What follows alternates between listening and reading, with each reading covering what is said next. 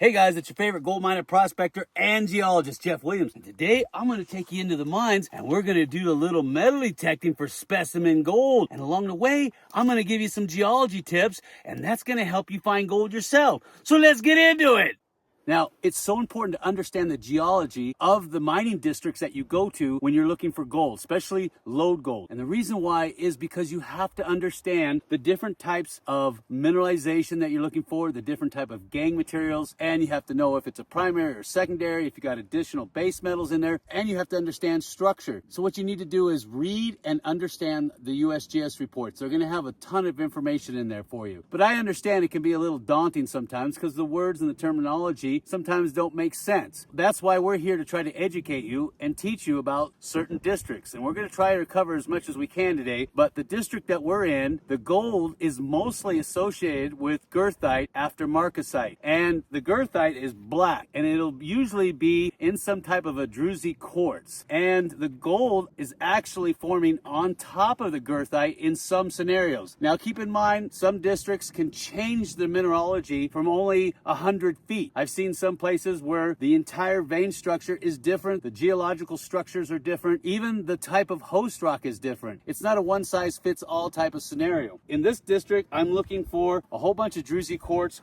with this black goethite on it, okay? It's goethite after marcasite. All that means is marcasite is a sulfide, and when it oxidizes all the sulfur out, it becomes goethite. And you will have a little ilmenite in there too, but for the most part, it'll be where those black specks are. And that's what we're looking for. And that's what you should be looking for too, is what are the key indicators in your district, okay? Keep that in mind. Ooh, look at this. That's the problem with the mines in this area, is it's cut in this horribly altered andesite. It's just like stepping on dirt and clay. And this is a stope that's collapsed from down below. Ooh, that's walking along out here and boop, down you go. So that's why it's very important for you to do your research, so you know where the mines are at and you understand the principles of mining. Because if I was to draw a straight line here from this vein on the wall, it would lead me down the hill to an adit. And we're gonna go down there and check that adit out. So you be careful when you're out here in the gold fields. Woo-hoo. Look for these high-grade, low-grade piles. It's going to be super easy to spot them.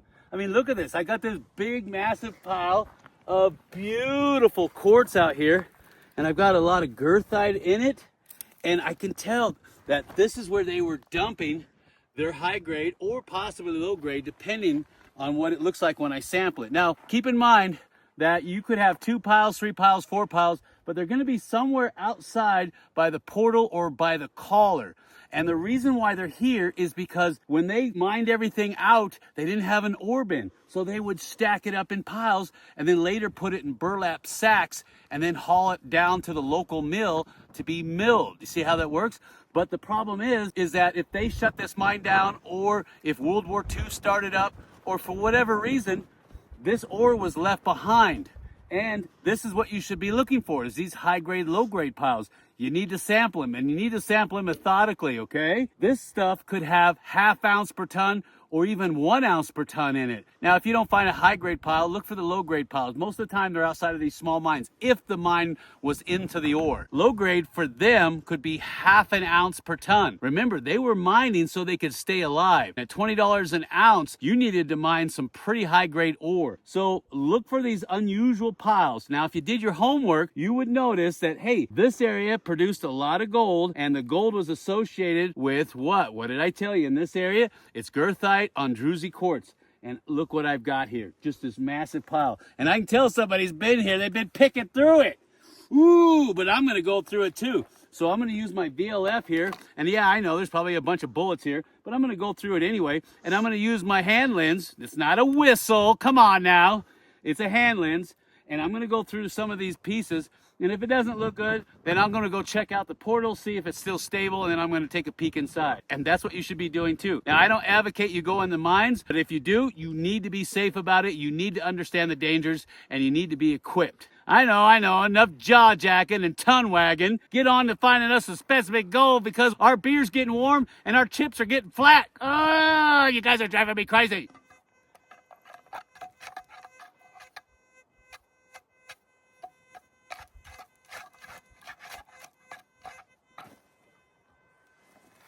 problem with hunting the mine dumps is you're gonna find all kinds of metal out here, bullets, anything you can imagine. But if you're patient, it might pay off. Now, if you wanted to know where I got these cool scoops, they got the riffles in them. I get these from Docks in Las Vegas. I'll leave a link down below. But it's cool because you got these riffles here and it keeps all the heavy material from coming out. And you can actually pan gold with these things, believe it or not. And he also has one that has a big pocket on the end too, so everything heavy will drop into it. It's called the G-Spot, baby. Chicka wow wow. PG! Ooh, that's soft. That's really soft. That's soft. But here's the vein right here, you see it?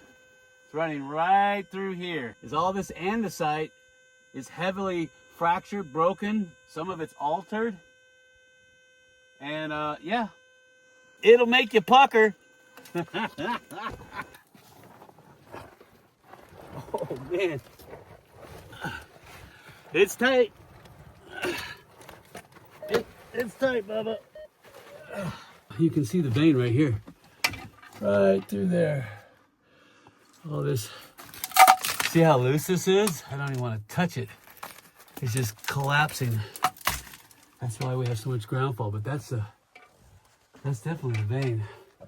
But it doesn't look mineralized enough. So when you're looking for either pocket gold or specimen gold in either reefs or lodes, same thing, what you're looking for is signs of heavy mineralization. And that'll be evident because you'll see lots of blacks and reds in there. You'll see lots of vugs in there where the quartz has been fractured, broken up, and then re-cemented. That's called brecciation. I got a little limonite in there, but I don't see anything that says, hey, you should dig here.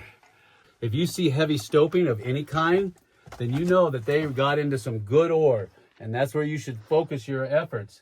Now, if I see anything juicy along the way, I'm gonna metal detect it, but so far, I'm not seeing anything.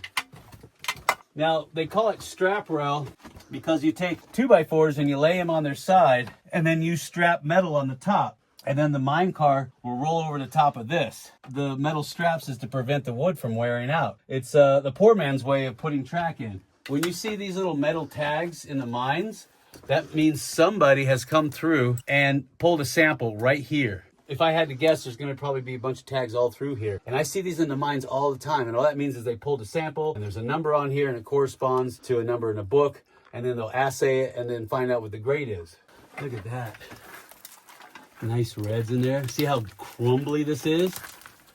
That's why you gotta be careful when you're trying to extract anything out of these lode deposits. I'm gonna detect this. This looks pretty good.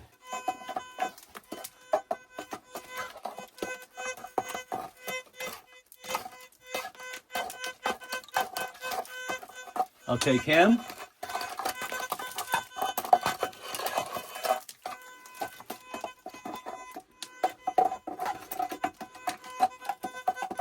Yeah, him so far. Oh, I better be careful, huh? Oh, that's crumbly. Oh, that's real crumbly. I'm a little bit worried about that. Yep, a little bit worried about that one. I think I'm gonna leave that one alone. All right, let's move on. The back is trying to come down. I don't like that. Look at this big old pocket right here. Wow.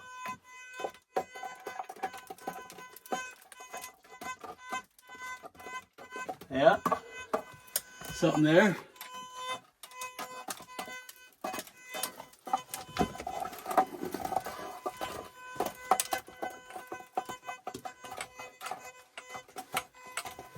Kind of there.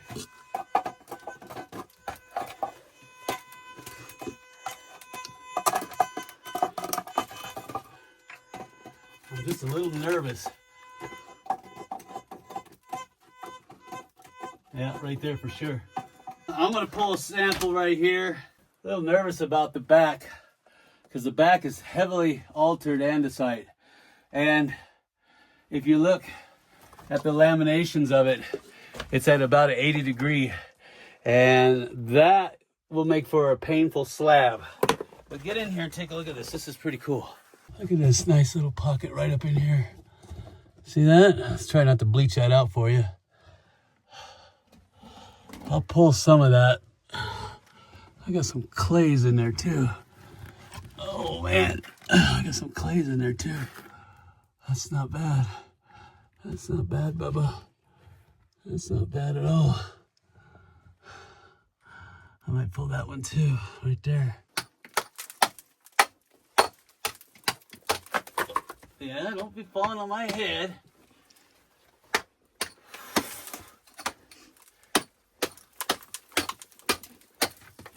Did I tell you gold fever make a man do crazy stuff? This is like peanut butter.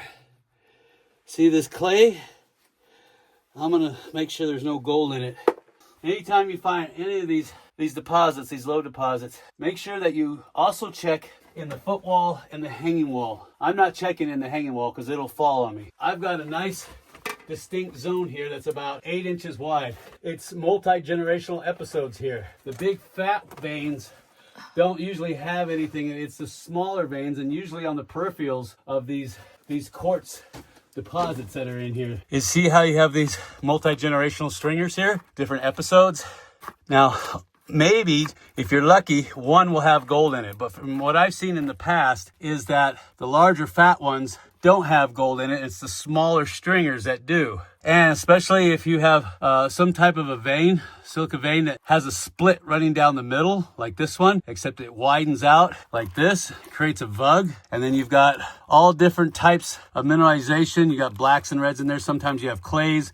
You have limonite deposits in there. Those are the ones I would focus on right there. Now, I'm not saying ignore these, but chances are something like this is gonna have the gold in it more than this. Still use your hand lens to inspect. So you take a channel sample from here, you go all the way across to here. This is the foot wall because it's angling away from you.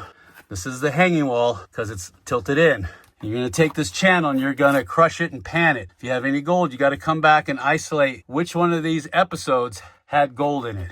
And it's a lot of fun to try to localize. And something like this, you would need to drill. But you can see where I'm getting that clay from up in there. You see that? And so I'm gonna keep chipping this out all the way up in there. And then we'll go and crush it, pan it, and see if there's anything in it. I got all of the samples of all the areas in the mines in there. And of course I got my classifier and my trusty dusty gold pan. I'm gonna go ahead and do a quick snapshot of what's inside of these samples. And that's what you should be doing too. And the way that you do that is you classify it out and then pan that. If you see stuff in the pan, then you're gonna go ahead and crush that down and get more gold. You see how that works? And I know a lot of you guys out there saying, hey, that's a great idea, Jeff, but how the heck am I supposed to crush that down on a budget? I got you covered there, but I don't want to get ahead of myself. So what we're going to do is I'm going to take this material that we got out of that mine, all that beautiful juice, look at that, and I'm going to see by snapshot if we got anything. So I'm going to say yes because the detector was hitting some good targets.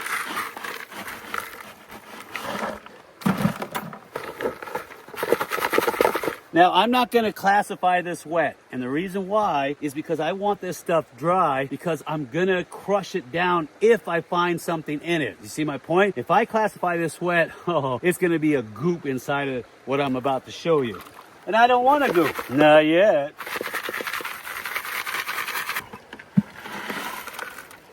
Nice. All right, we'll dump our material back in there. Got a couple pieces, dang it, that fell out of the classifier.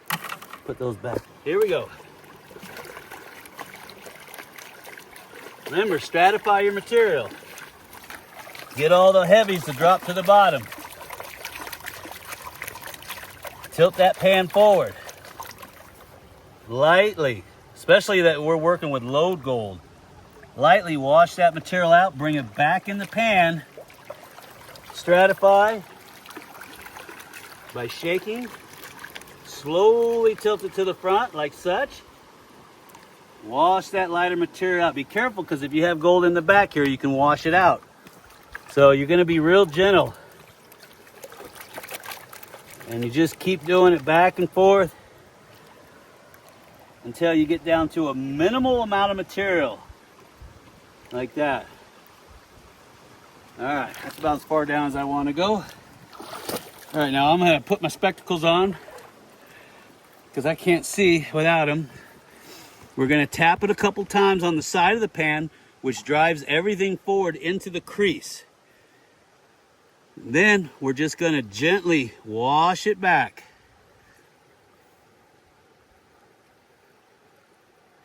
Oh yeah, I got gold right there.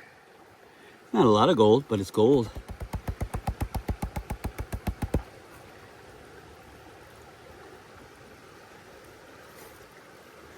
I don't know if you can see that one little tiny speck right there. I was actually expecting more. Maybe I got some specimen gold. So what I'm gonna do is I'm gonna show you how you can crush this material down if you're on a budget. And it's the same way that the old timers did back in the 1860s and 70s. And here it is. That's right, it's an M&P, or mortar and pestle. Now these are fantastic for crushing up ore and doing a quick down and dirty sample on the spot. And believe it or not, this is what the old timers used to use back in the day. Yeah, they'd carry it on their pack mule around with a screen and a gold pan, and sometimes a tub. So what I'm gonna do is, since I did find a little tiny piece of gold, I'm gonna take this material, run it through there, and I'm gonna crush it all up as much as I can. Keep in mind, about 10 minutes of this, you're gonna have Arnold arms. I must break you, comrade. I highly recommend getting yourself a K&M rock crusher. They come in all different sizes, and I'll leave a link below. And if you use my name, they'll give you 10 to 15% off. Can't beat that. And if you have a lot of money to burn, you can get yourself a Keen RC46. Whew, that's the best of the best right there. Dump this stuff in, 5 seconds later, it's minus 80 mesh coming out the bottom. Yeah, I know, I can hear it from here. Jeff, stop all that jaw ratcheting. Get on to crushing it up, because we want to see some gold. I want to see some gold too. Not too much.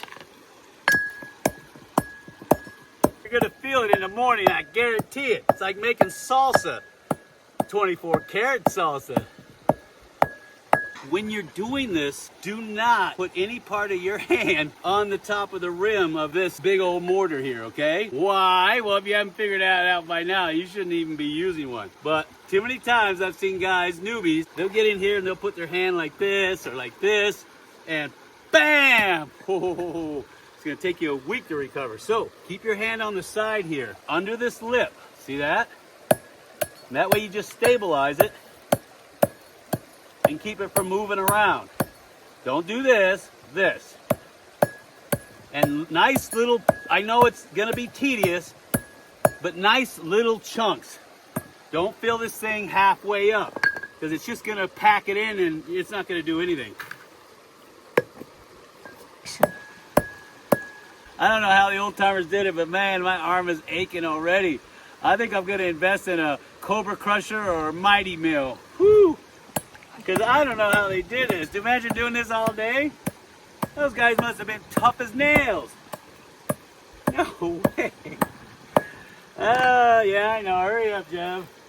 Man, all right. Let's see what we got.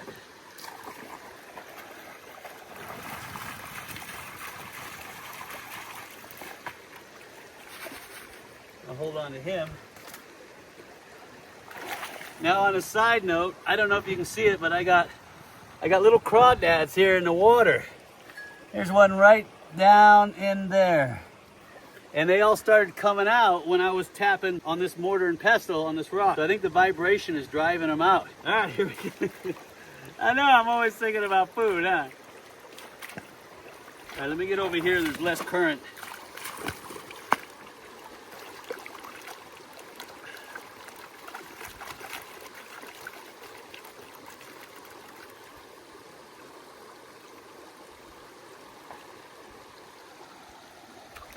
You gotta be really, really gentle with this pan.